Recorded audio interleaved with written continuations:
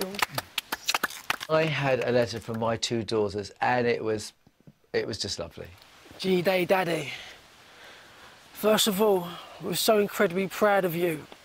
It's really hard waking up in the mornings not knowing whether we're going to see you or not. But we feel that you're doing so well. And your difficult bush tucker trials have left us all laughing and extremely proud.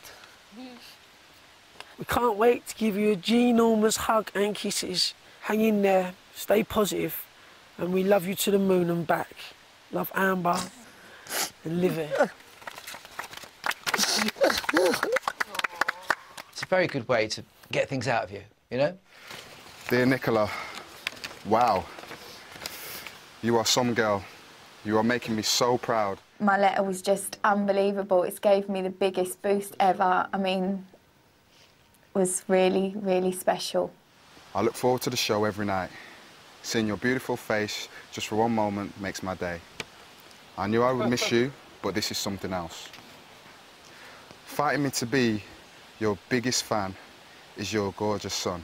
I mean, Nicola was particularly emotional because she's not only missing her man, she's also missing her baby as well. He's an absolute credit to what a wonderful mum you are. He's counting past 10 now, and would like to make sure you look... Can't do it. Can't do it. And would like to make sure you're looking after all the lions, tigers and monkeys in the jungle.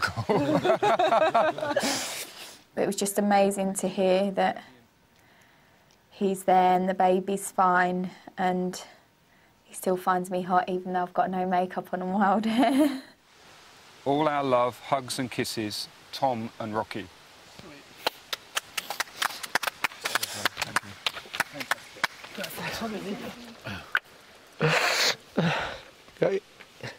A good cry, you know, is pretty good for you, actually. You should try it sometimes. Still to come, Nicola's got news. He's planned the lot, the whole thing. And Joe faces the truth. Someone's making a fool of me, one way or another. Been taken advantage of. Welcome back to I'm a Celebrity, Get Me Out of Here. Time is 7:14 on Tuesday morning in Australia. It's a very efficient time check. Precisely. Ant and I here, that's him and that's me, we're huge tennis fans. So I'd forgot. So it's a real thrill for us to have Martina Navratilova in this year's camp. Actually, we've had a couple of games of tennis since we've been in those, haven't we? We have, Yeah. We have. I don't want to brag, but we are kind of tennis experts. We played yesterday, right? I took 3 wickets and scored 50 runs. Game, set and match to Ant. Yeah? So, being huge tennis fans, we were thrilled to hear more about the life and times of the game's greatest ever female player. Did you ever get big-headed? Not too. I never forgot where I came from. I did think people were nice to me because I was nice, then I realized they were nice to me because of who I was. Is that hard to swallow? Yeah, it's hard, yeah. Yeah. But then I also realized I could be nicer. Yeah. So, but I kept my feet on the ground pretty well. So you've never been married or anything, like Brian was married, wasn't he? No. I did have a boyfriend. My first, I lost my virginity with a guy. Yeah. I was about 17. And he was a nice guy, but it just wasn't quite there. And then when I was with the first woman about a year later, it was like, oh, I'm gay. It was like coming home, you know, it was like... Really? Yeah, and it was clear.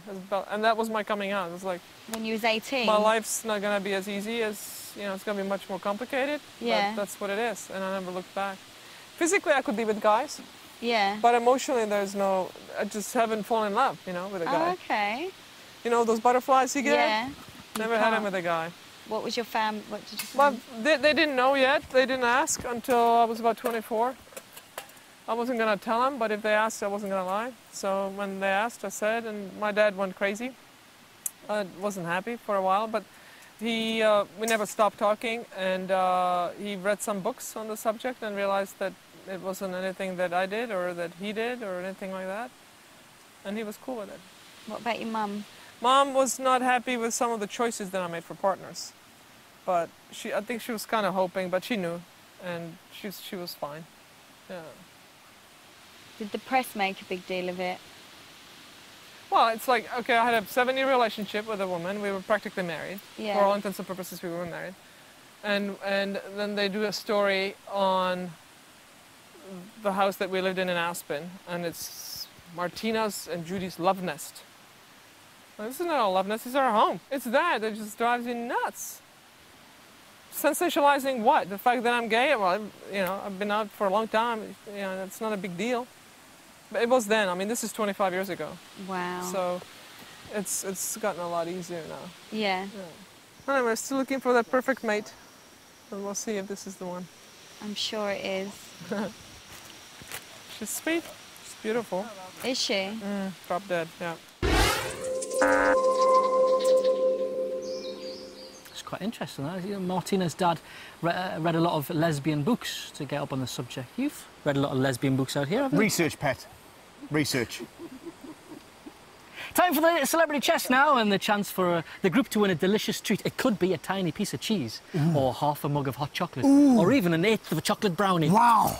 And this one saw David chasing his very first chest. He was joined by Nicola, and the two of them headed into the woods to get dirty together. See you later. Well, go get him. See you later. If she comes back on her own, she's buried herself. Or Okay? he'll strangle me if he comes back on his own. Come on, Em. Sayonara. Okay. I'm glad it's the first time I've done this, and I'm glad it's the first time I've done it with you. Oh, that's good. I hope you're being truthful, David. Yep, we're there. Keep up. Okay, you've proved you've got the longest legs, I know that, all right? Keep up. Keep I'm up. trying to keep up. Here we go. Ooh, I hear water somewhere.